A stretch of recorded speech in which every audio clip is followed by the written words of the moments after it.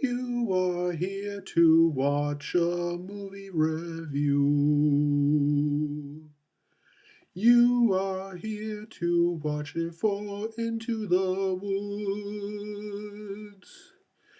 And you are here to see Tom Richardson's view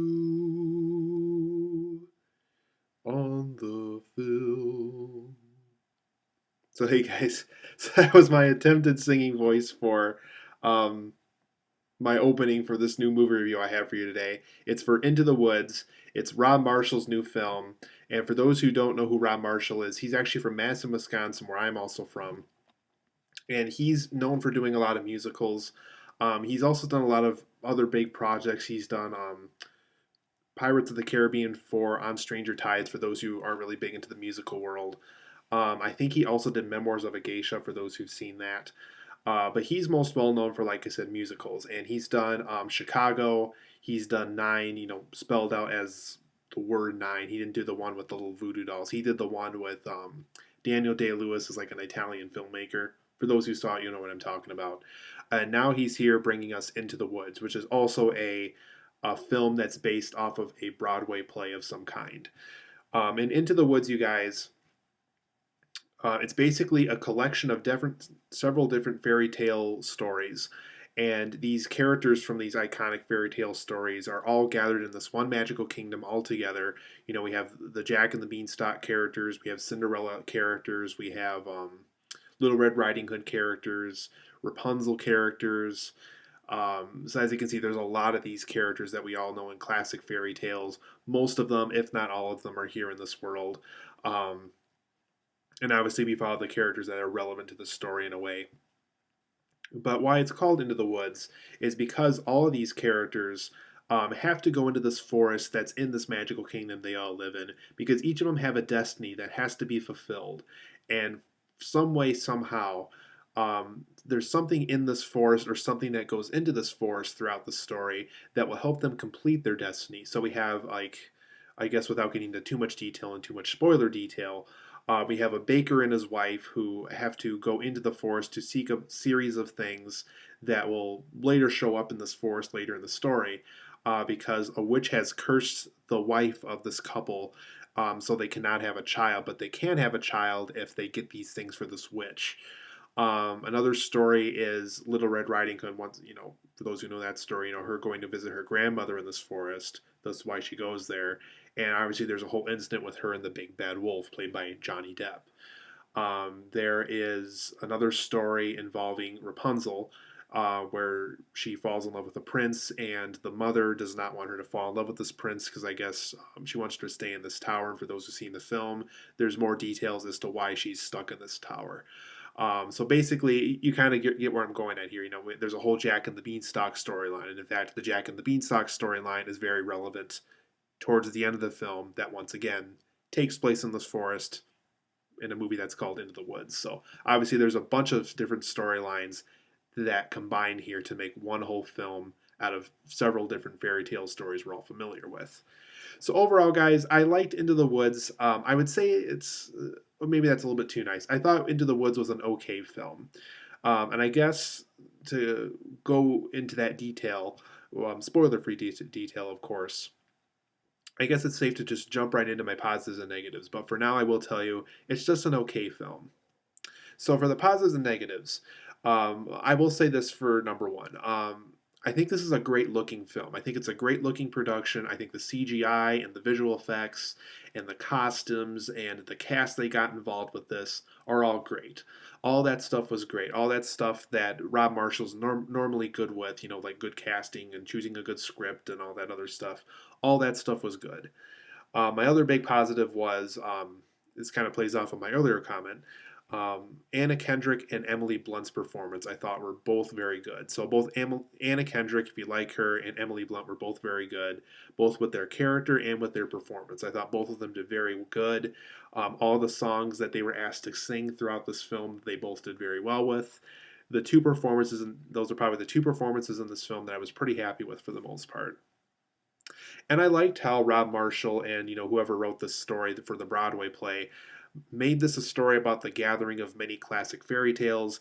Though this isn't the most original thing to do for a story, we have Once Upon a Time on TV, and Grimm and Brothers Grimm stories, and there's even a film about Brothers Grimm from Terry Gilliam, and it's not the most original story idea you can have, but I liked how this film gathered all these classic fairy tale creatures in a pretty unique way for the most part. So huge thumbs up to that. Rob Marshall did a good job with that aspect of the film. And like I was saying earlier, this film does have very good CGI.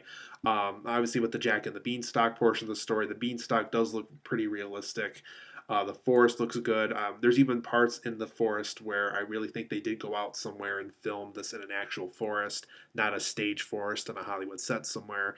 Though some scenes that probably were filmed there as for the sake of production safety and things like that. But for the most part, this was very good CGI. Whenever they really wanted you to believe that these characters were in a certain place, or in this fairy tale world that was supposed to be fictional, it was very believable because Rob Marshall had a good CGI team making very believable CGI for this film.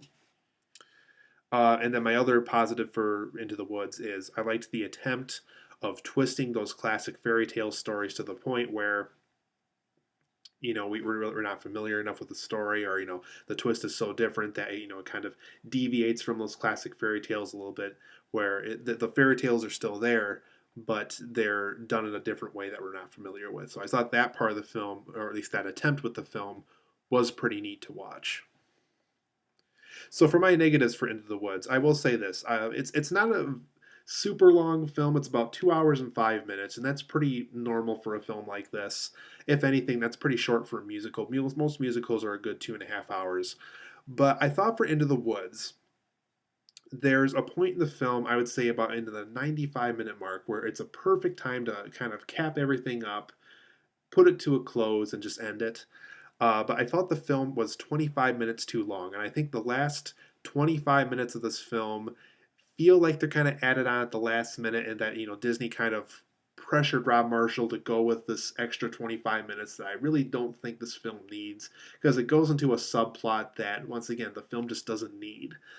So overall, I thought this film was 25 minutes too long. I thought this would have been a great director's cut for this movie, but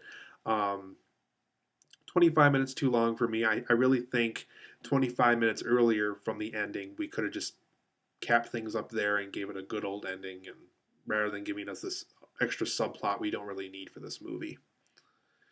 And once again, I won't say what that is for so I don't spoil anything. So, and overall, I don't think Into the Woods is a complete full story. There's just so many different subplots and so many different things that compose of this plot, with all these other characters and all the things that they have going on throughout the story, that it never really feels complete because there's just so many different things the film needs to tie up. All these stories do kind of tie up in a way, in a sense, but because they're all little bits of a whole story, nothing really feels complete. And because, like I said, because of those extra 25 minutes, and it took a route that I don't think this film really needed, and nothing really feels complete with this film, and I guess that's a huge complaint I have with this movie. Then my other negative, and it's actually a pretty big negative because you got three huge celebrities involved, and it's pretty terrible that you do something like this to these celebrities. But I thought Meryl Streep, Johnny Depp, and Chris Pine, all great, terrific, talented people, were overly cartoony in this film. I thought their performances weren't very good. I thought the characters they were playing weren't very interesting. And I also thought the characters that they were assigned to aren't quite up to the talent that we're normally used to seeing with these people. I think Johnny Depp's a much better actor than what he was given with here. I think Meryl Streep's a better actress than what she was given with here for this film. And I think Chris Pine was not given good enough material for this film because he is a very good actor as well. And another thing about Chris Pine in this film is I don't like the voice he used in this film. It's not his typical voice that like what we saw him use in Star Trek or what we saw him in Unstoppable. This is a different kind of voice for him and a different kind of character. And I don't think it works for him. I really don't think it works for him. I think he kind of belongs in the action genre and the thriller genre like we've seen him in.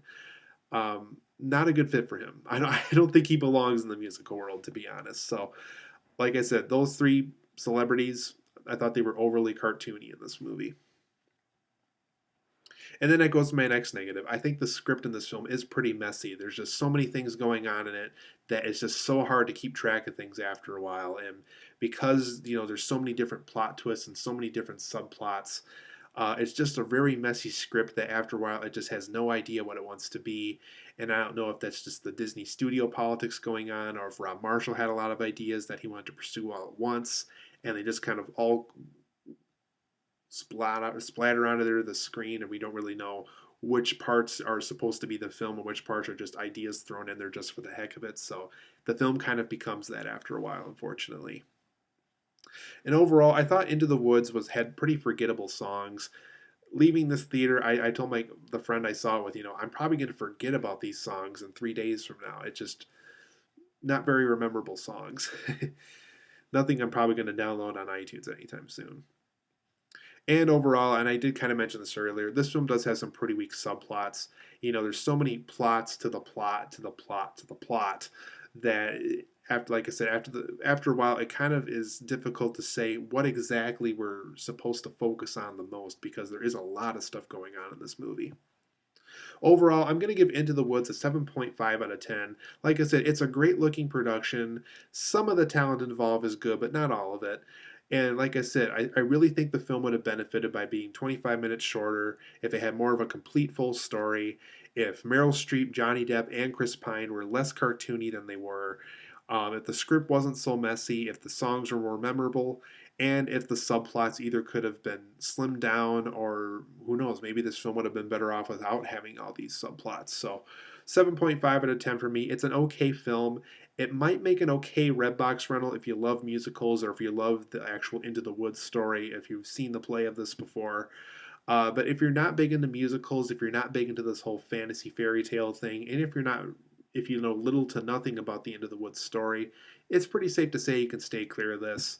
Like I said, unless you're a really die-hard, huge musical fan, maybe see it. Like I said, maybe rent it at some point. But other than that, you don't really have to see this one. Um, Into the Woods, it's an okay film.